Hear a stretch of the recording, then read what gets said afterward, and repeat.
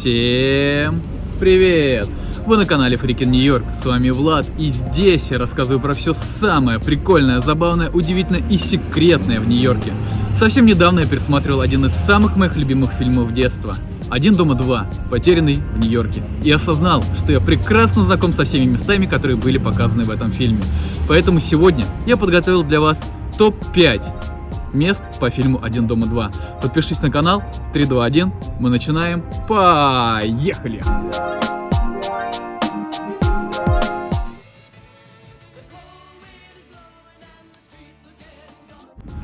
Начать сегодняшний топ я хотел бы с Radio City Music Hall.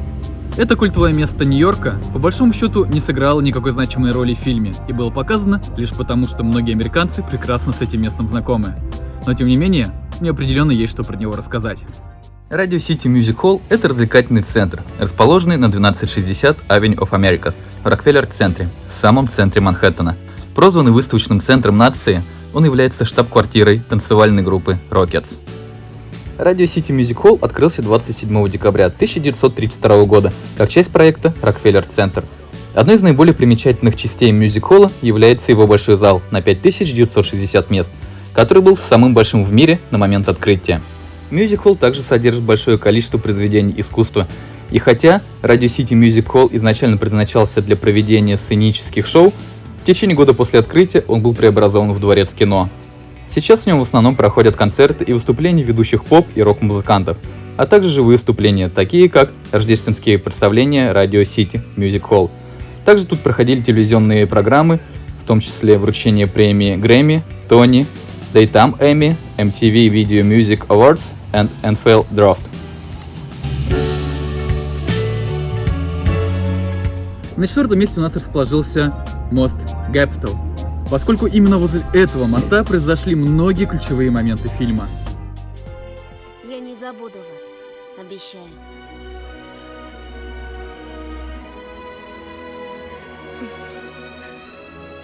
Красивый сланцевый мост на 62-й улице в Центральном парке, откуда открывается один из лучших видов на горизонт Нью-Йорка, известен как мост Гэпстоу. Этот мост, расположенный на северо-восточном конце пруда, был построен в 1874 году по проекту Джека Прей Маулт. Однако конструкция оказалась неспособна противостоять стихиям, и его красивый, но хрупкий деревянный мост с чугунными перилами вскоре был заменен из-за износа. Каменная замена, которая стоит в Центральном парке, была построена в 1896 году по проекту Ховард энд Котвилл. Еще одна интересная особенность – то, что летом, в теплое время года, мост покрыт зеленым плющом, а осенью становится красно-оранжевым. Ну и для того, чтобы найти этот мост, вам необходимо доехать до 5-й авеню по линиям N, R и W, перейти дорогу в сторону парка, зайти в ближайший вход в парке и двигаться вперед по широкой дороге до тех пор, пока она не повернет влево, в сторону арки. Вы должны пройти под этой аркой, после чего поворачиваем направо и двигаемся вперед. Дойдя до перекрестка, пропускаем первый поворот влево и поворачиваем на втором. И вот мы на мосту.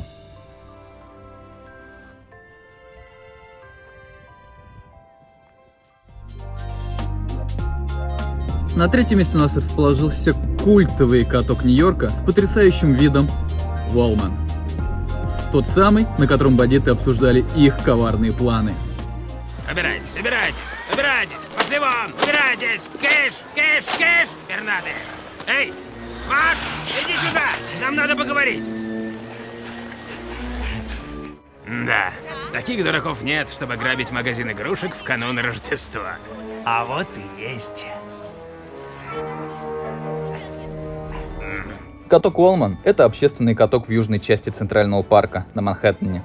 Он назван в честь семьи Уолманов, пожертвовавших средства на его первоначальное строительство. Каток открыт для катания на коньках с конца октября до начала апреля, а с конца мая по сентябрь он переоборудован в викторианский сад – сезонный парк развлечений для детей. Каток открылся в 1950-м, но в 1980-м закрылся для реноваций. В 1986 году Трамп заключил соглашение с правительством Нью-Йорка, в котором он обязался установить каток за свой счет, но при этом ему было разрешено использовать каток и ресторан на его территории. Также они договорились, что город со временем возместит деньги Трампу за ремонт, но он обязан пустить выручку с ресторана на благотворительность. Trump Organization эксплуатировала каток до 1995 года, а затем с 2001 по 2021, и контракт был расторгнут из-за тех злополучных событий в Капитолии. На данный момент каток с захватывающим видом прекрасно функционирует, цены вы можете видеть на экране. Кстати, вы же обратили внимание, что люди в США катаются по часовой стрелке? Просто в других странах они катаются против. И да, чуть не забыл. Этот каток найти очень даже просто. Он находится прямо возле моста Гэпстоу, поэтому за один день вы можете убить сразу 2 зайцев. Но на втором месте у нас расположился культовый и знаменитый отель Плаза. В нем произошли практически все самые важные события фильма. Простите, где тут холл? По коридору и налево. Спасибо. Отель Плаза – это роскошный отель и многоквартирный жилой дом в центре Манхэттена.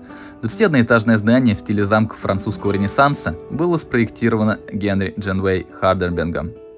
На пике популярности в отеле Плаза было 800 номеров. После реновации в 2008 году в здании 282 гостиничных номера и 181 кондоминиум. Предыдущий отель с таким же названием строился с 1883 по 1890-е года. Первоначально отель был заменен нынешней структурой с 1905 по 1907 год. Впоследствии отель был реконструирован огромное количество раз и поменял просто бесчисленное количество владельцев. Тем не менее, с 2005 года по настоящий момент отелем управляет Fairmont Hotels and Resorts.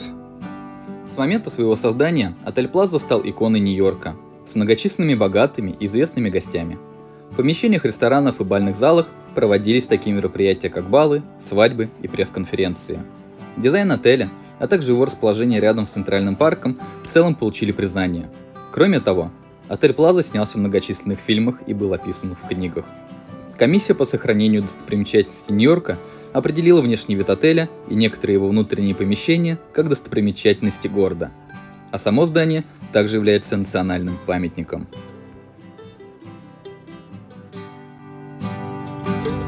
Сказать честно, на первое место я хотел поставить ту самую квартиру, в которой бандиты пытались победить Келвина. Но, к сожалению, эта квартира находится в Чикаго, поэтому я решил поставить на топ нашего рейтинга самый красивый момент фильма. Эпизод с Рокфеллеровской елкой.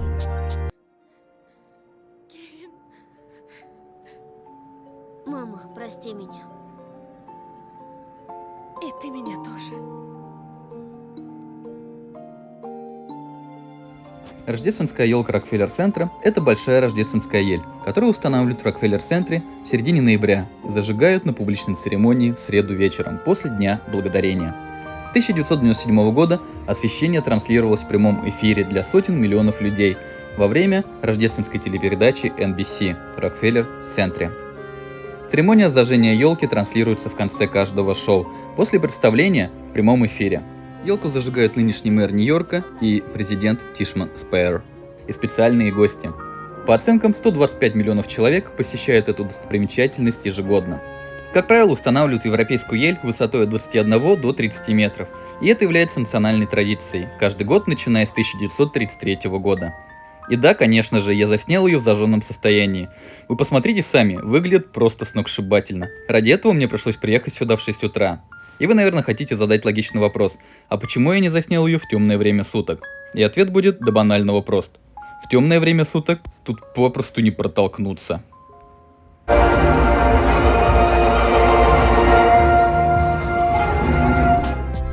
Что ж, дорогие друзья, я надеюсь, этот ролик был интересным и полезным для вас. Подпишись на канал, включи уведомления, чтобы не пропускать новые ролики. Ну я с вами прощаюсь, скоро увидимся, пока!